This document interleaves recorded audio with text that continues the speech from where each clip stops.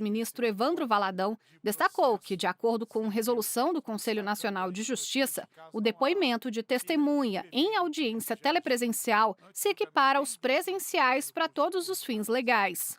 E lembrou que, conforme o artigo 849 da CLT, a audiência de julgamento será contínua, mas, se não for possível, por motivo de força maior, concluí-la no mesmo dia, o juiz ou presidente marcará a sua continuação para a primeira desimpedida, independentemente de nova notificação.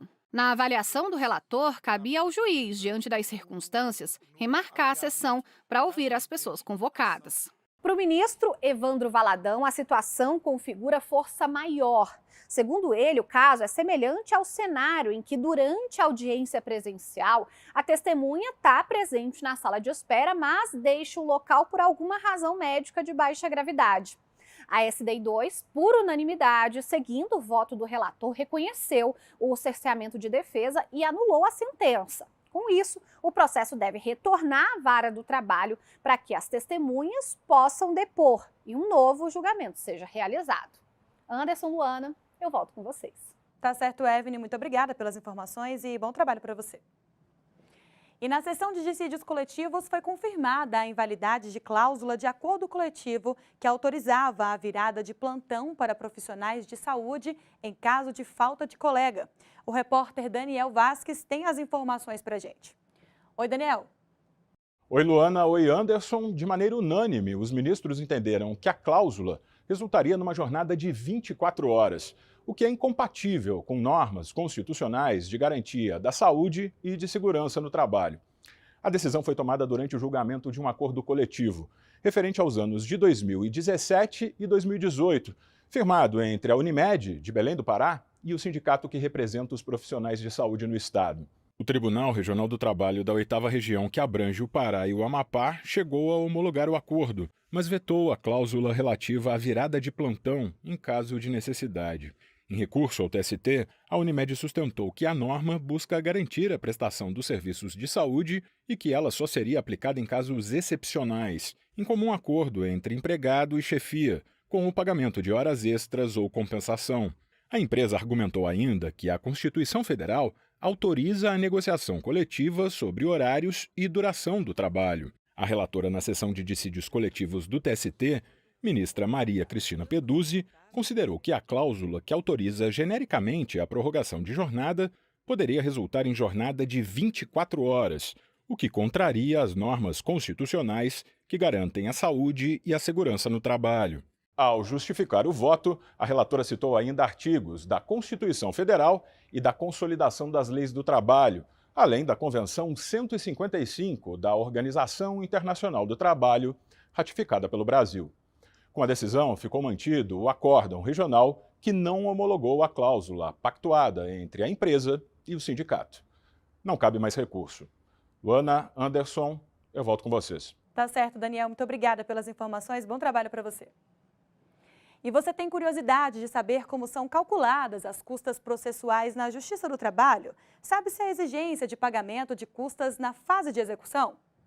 Essas e outras dúvidas relacionadas a custas e emolumentos podem ser esclarecidas no portal do TST, que você acessa pelo QR Code, que aparece aí na sua tela. Na aba à esquerda também é possível verificar a regulamentação e outras informações, como o histórico dos valores. Vamos agora para um breve intervalo e no próximo bloco, o restaurante deve pagar em dobro por horas trabalhadas no segundo domingo mensal reservado ao descanso.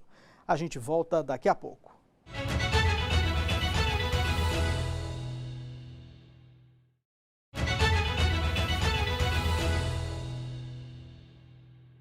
Estamos de volta com o Revista TST e chegou a hora de ver os principais destaques das turmas do tribunal.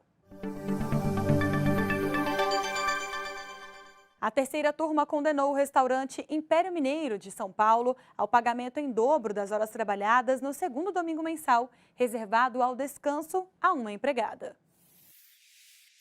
Na reclamação trabalhista, a empregada contratada como saladeira disse que só folgava aos domingos uma vez por mês, o que contraria a cláusula de norma coletiva da categoria e o artigo 386 da Consolidação das Leis do Trabalho.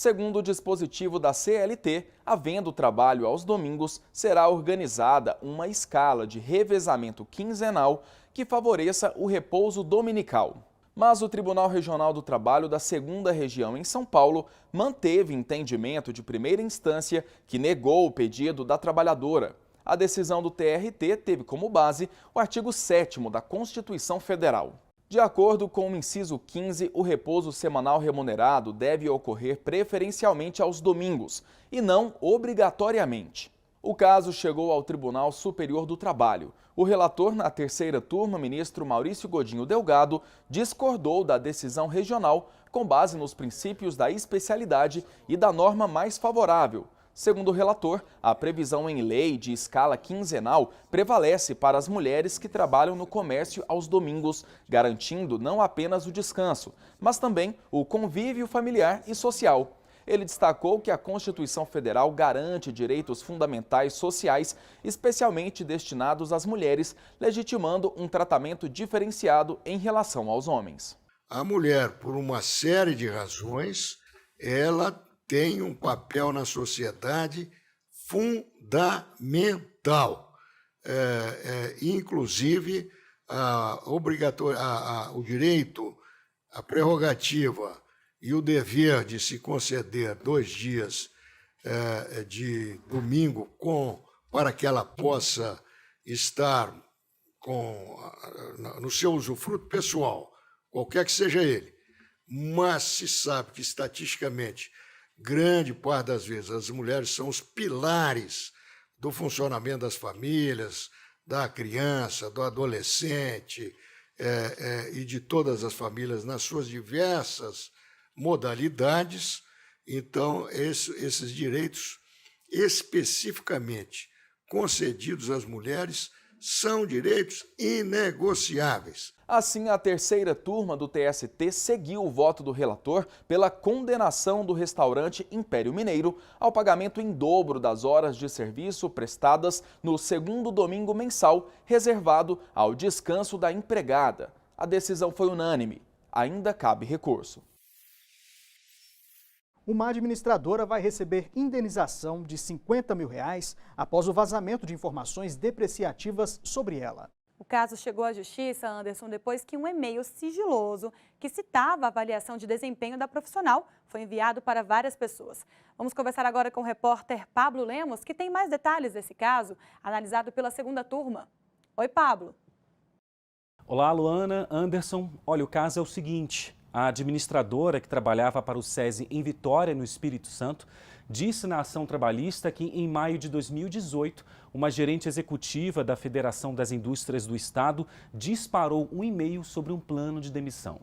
A mensagem citava que a profissional, conforme avaliação de desempenho, tinha um alto índice de reclamação da equipe e do sindicato dos professores. O e-mail, que deveria ter sido encaminhado apenas aos gerentes, acabou vazando para outras pessoas que trabalhavam na entidade e até para um site de notícias de Vitória. A administradora, com 22 anos de serviços prestados, disse que o fato lhe causou dor e a impediu de se recolocar no mercado de trabalho. Em defesa, o SESI afirmou que nunca teve a intenção de prejudicar a administradora e que havia tomado todas as medidas para evitar que o e-mail se propagasse. Sustentou ainda que não havia comprovação nos autos de que o vazamento da avaliação negativa teria causado os danos alegados pela empregada. O Tribunal Regional do Trabalho da 17ª Região, em Vitória, no Espírito Santo, manteve a sentença que havia condenado o SESI a indenizar a administradora em R$50 mil. Segundo a decisão, ela havia de fato sido exposta com informações depreciativas.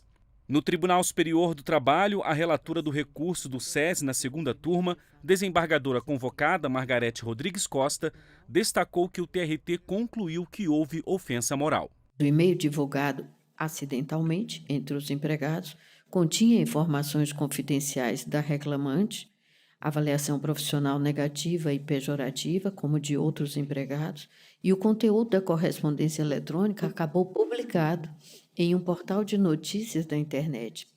É inadmissível recurso de revista. Para se chegar a qualquer conclusão diversa, tenha de reexaminar esse contexto. Incide a súmula 126 do TST e, nesse sentido, eu estou propondo conhecer e desprover o agravo interno.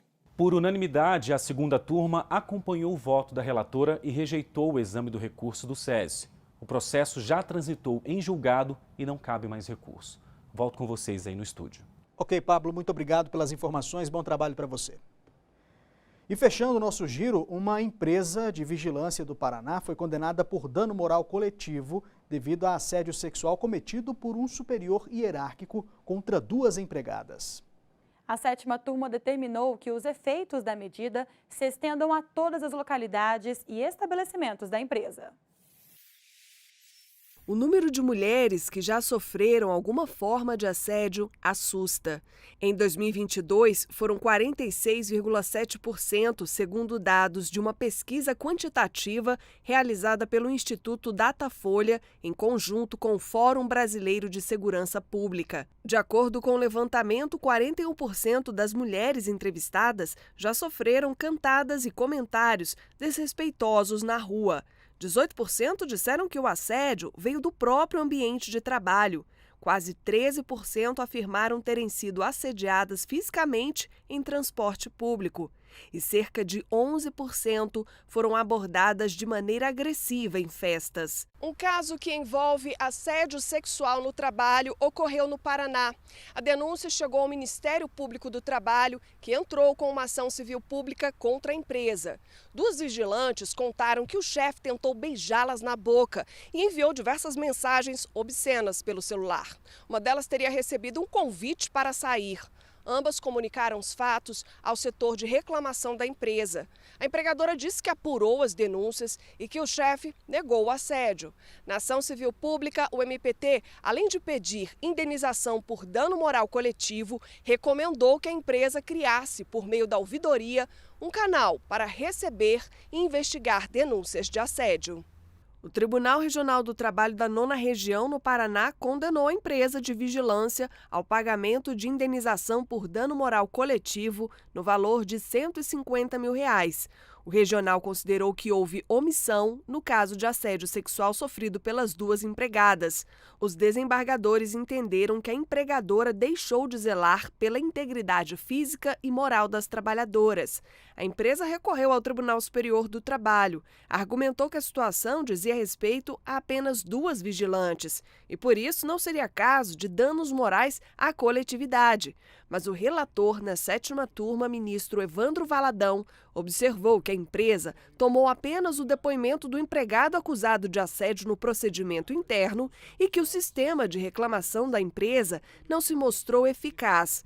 Quanto à questão do dano moral coletivo, o ministro explicou que a ofensa ultrapassa a esfera de interesse meramente particular do ser humano, por mais que a conduta atinja igualmente a esfera privada de indivíduos. É uma ação civil pública, que legitimado está o Ministério Público do Trabalho, porque trata de direitos individuais homogêneos, então na forma, conforme o artigo 81, parágrafo único 3 da Lei 8.078, Código de Defesa do Consumidor, que deve ser aplicado subsidiariamente nesse caso, pode ser tutelado por meio de ação coletiva. O ministro Cláudio Brandão concordou com o relator e destacou a importância de se considerar o protocolo para julgamento com perspectiva de gênero na análise do caso, conforme estabelece a Recomendação 128 do Conselho Nacional de Justiça. Aqui revela uma situação dos fatos narrados no processo de um ambiente bastante tóxico, em que se coisificava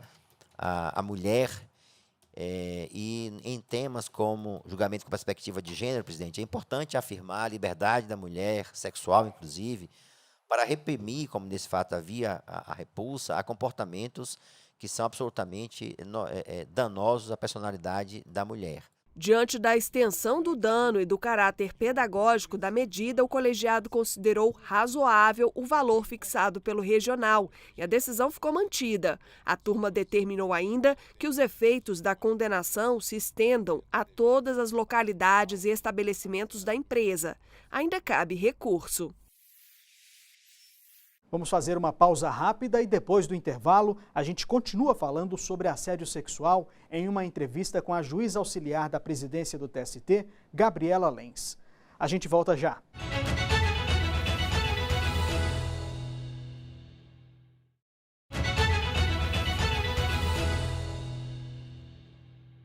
Estamos de volta com Revista TST e, como falamos no bloco anterior, o assédio sexual ainda é frequente, inclusive no ambiente de trabalho. Pois é, Anderson, e sobre essa prática que precisa ser combatida, a repórter Michele Chiapa conversou com a juíza auxiliar da presidência do TST, Gabriela Lens de Lacerda. Vamos assistir. Olá, juíza Gabriela Lens de Lacerda. Seja muito bem-vinda à Revista TST e obrigada por ter aceitado o nosso convite. Eu que agradeço a oportunidade de estar aqui debatendo esse tema tão importante que é o assédio sexual. Juíza Gabriela, para iniciarmos o assunto, a gente sabe que o assédio sexual ele pode ser qualificado de diversas formas. Quais comportamentos caracterizam esse tipo de assédio no ambiente de trabalho? Bom, a gente não tem hoje na legislação brasileira um conceito do que é o assédio sexual nas relações de trabalho. O que a gente tem é o Código Penal, que traz o crime de assédio sexual, né, que é quando existe uma hierarquia entre o agressor e a vítima. E aí o que vai ser lido como assédio são essas condutas com conotação sexual. Mas claro que no ambiente de trabalho, esse conceito a gente vê ele de uma forma um pouco mais ampla. Não tem essa necessidade da hierarquia no ambiente de trabalho. Quando a gente pensa, por exemplo, colegas que estão no mesmo nível, né, em nível de horizontalidade, logicamente, condutas como convites reiterados para sair, ou uma série de elogios, comentários com relação à aparência física de forma reiterada, podem sim se caracterizar assédio, principalmente se causarem constrangimento, né, porque eu acho que a dificuldade, o ponto do assédio é exatamente isso. A vítima não ter condições de reagir e fazer frente, né, colocar limites àquela interação. E por isso que o Código Penal prevê uma gravidade maior quando tem uma relação de hierarquia, porque logicamente o consentimento acaba sendo muito mais mitigado, né, muito mais difícil, mas também entre colegas dentro do mesmo ambiente a relação tem que ser pautada pelo respeito, né, esse é o ponto. A luta efetiva contra o assédio sexual no local de trabalho exige uma maior atuação de instituições, empresas e do governo. Quais exemplos de experiências podem ser adotadas para que essa prática seja combatida? Bom, eu acho que o primeiro passo, né, que as instituições têm que ter é reconhecer que os ambientes de trabalho são ambientes onde é possível a ocorrência da violência. Então, assim, a prevenção é um ponto muito importante. Empresas que fazem, por exemplo, campanhas de sensibilização, que trazem esse tema para dentro da instituição para ser debatido, fazem formação, principalmente voltada para quem está nos cargos de gestores, são empresas que vão acabar tendo uma probabilidade menor de uma incidência de casos de violência e assédio. E além da prevenção, logicamente, é importante que quando isso aconteça, né, no ambiente de trabalho, as pessoas que integram aquela organização saibam, por exemplo, que existem canais de denúncia, que são canais confiáveis, que resguardam, né, que protegem a vítima que está fazendo aquela denúncia, que vão dar alguma resposta adequada. Então, quer dizer, a partir daquela denúncia é essencial que a gente tenha um fluxo para que se pense por que setores que vai passar. Não necessariamente esses casos, claro, o assédio sexual ele é bem mais violento, né, enfim, do que outras formas de violência. O assédio moral, por exemplo, muitas vezes vem com condutas um pouco mais sutis. Então, não necessariamente essas denúncias elas vão acabar numa punição, né? Mas é essencial que a instituição dê uma resposta e olhe para aquela questão que surgiu de forma a conseguir restabelecer o ambiente de trabalho saudável. Porque a violência, né, e o assédio, principalmente o assédio sexual, eles não surgem em qualquer ambiente, eles surgem normalmente em ambientes que já estão degradados, ambientes que não falam sobre isso, né, que não trazem para a discussão. Então, determinadas escolhas que a empresa tem no momento da sua organização são super importantes. Por exemplo, empresas que têm nesses cargos de gestão somente homens com o mesmo perfil, né? Homens brancos, cis heteronormativos, que estão dentro de um padrão, né, de privilégio, que a gente tem privilégio no sentido de condição de vantagem dentro da sociedade. São empresas que muitas vezes não vão olhar para essas outras questões porque justamente não tem outros olhares. Então, a empresa olhar para quem está tomando as decisões políticas e pensar na necessidade de que seja um grupo diverso, né, que reflita a diversidade da sociedade, então tendo mulheres, pessoas negras, mulheres negras, pessoas da população LGBTQIAP+, vai também propiciar que esses outros temas sejam tratados com a importância que eles merecem, porque o assédio, principalmente o assédio sexual, ele tem um impacto desproporcional sobre as mulheres, né? As mulheres são as principais vítimas. E quais os danos o assédio sexual traz às vítimas? Bom, o assédio sexual traz danos diversos, né? Enfim, inclusive físicos, mentais, psicológicos. Mas eu acho que tem um ponto que é muito importante a gente pensar, que o assédio sexual, ele não é um mal entendido, como muitas vezes a gente acha, né? Ah, mas foi só um comentário sobre aparência, ele foi só uma piadinha ou alguma coisa assim. Não, ele é um exercício de poder. Quando a gente diz, por exemplo, quando eu digo para ti, olha, você está muito bonita hoje, ou essa roupa te cai bem, isso é uma tentativa de construção de um lugar social da mulher que precisa estar sempre muito bonita hoje. Então, a mulher sabe que ela vai estar sendo vista, né, de forma constante. E aí, o assédio sexual, principalmente em casos mais graves, ele vai excluir as mulheres do mundo do trabalho, ele vai ser motivo de afastamento por doenças previdenciárias, ele é uma forma que a gente mantém a estrutura de privilégio, de fato, como ela está hoje. Então, ele é super nocivo, né? Ele arruína carreiras, a gente vê isso nos processos muitas vezes, pessoas que tinham um perfil super... Né, que tu via, pensava assim, meu Deus, essa pessoa ia crescer na empresa e foi atravessada por essa situação de assédio sexual e simplesmente teve que abandonar a carreira. Então, é muito grave. Lembrando que quando o assédio sexual é comprovado, a empresa também pode ser responsabilizada. Quais as consequências nesses casos? Exatamente. A empresa, ela pode ser, a vítima de assédio sexual, ela pode pedir a rescisão indireta do contrato de trabalho, né, e aí receber todos os direitos aí decorrentes, além de uma indenização por danos morais.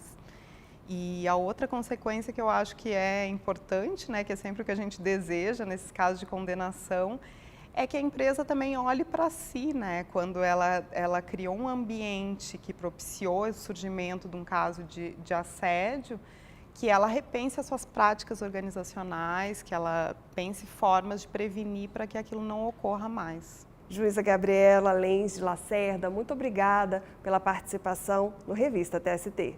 Eu que agradeço. Ótimos os esclarecimentos aí da juíza Gabriela Lens. E ainda sobre esse assunto, Luana, nós temos alguns dados aqui na nossa tela. Olha só a quantidade de processos que foram julgados na Justiça do Trabalho relacionados a assédio sexual durante o ano de 2022. Foram julgados em primeiro grau 3.322 casos. Em segundo grau foram julgados 2.084 casos e aqui, no Tribunal Superior do Trabalho, foram julgados 91 casos em 2022 relacionados a assédio sexual. Pois é, Anderson, e em 2023, até maio, foram julgados, em primeiro grau, 1.355 casos. Em segundo grau, 835 processos relacionados a assédio sexual e aqui no TST, 50 casos. E, embora os números chamem a atenção para a ocorrência de assédio sexual no ambiente de trabalho no Brasil, a gente sabe que o volume de casos é maior, uma vez que nem toda vítima denuncia ou recorre à justiça. Acompanhe agora outras notícias da semana na Justiça do Trabalho. O Centro Judiciário de Métodos Consensuais de Solução de Conflitos do TST promoveu de 21 a 25 de agosto uma pauta temática para a conciliação de processos envolvendo a Petrobras. Foram realizadas 71 audiências, das quais 41 resultaram em acordo. O valor total negociado atingiu 1,9 milhão de reais.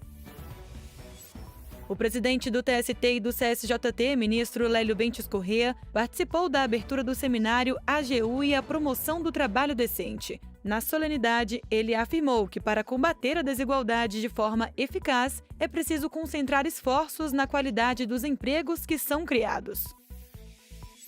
Pelo segundo ano consecutivo, o Conselho Superior da Justiça do Trabalho ficou em primeiro lugar no ranking da transparência do Poder Judiciário. A avaliação reuniu conselhos e tribunais superiores. O CSJT atendeu 98,95% dos itens avaliados pelo CNJ. Ouvidoras e ouvidores do Poder Judiciário estiveram no TST para a reunião ordinária da Rede Nacional de Ouvidorias. O encontro é semestral e está previsto em resolução do CNJ. O evento foi presidido pelo vice-presidente do TST e do CSJT, ministro Aloísio Corrêa da Veiga, e contou com a presença da Ouvidora Nacional da Mulher, ministra do TST, Maria Helena Malman. De 28 de agosto a 1º de setembro, a Justiça do Trabalho se mobilizou em todo o país para a Semana Nacional de Aprendizagem. A iniciativa é do Programa de Combate ao Trabalho Infantil e de Estímulo à Aprendizagem da Justiça do Trabalho, em parceria com o Ministério Público do Trabalho e o Ministério do Trabalho e Emprego. Foram realizadas diversas ações para estimular a inserção de jovens no mercado de trabalho como aprendizes, além de um mutirão nacional de julgamentos de processos sobre o assunto. O Centro de Formação e Aperfeiçoamento de Assessores e Servidores do TST, o Cefast, deu início à terceira turma do curso de formação inicial para atuação em gabinetes de ministros do TST. O curso, voltado para novos servidores e servidoras da Corte, ocorre entre os meses de agosto e outubro e é dividido em 3 módulos. Precisa haver esse conhecimento para que os servidores tenham minimamente a base necessária para que possam atuar nos gabinetes. Então, eles têm uma formação bastante ampla, embora seja, digamos assim, um pouco de cada recurso que eles irão lidar nos gabinetes a partir de então.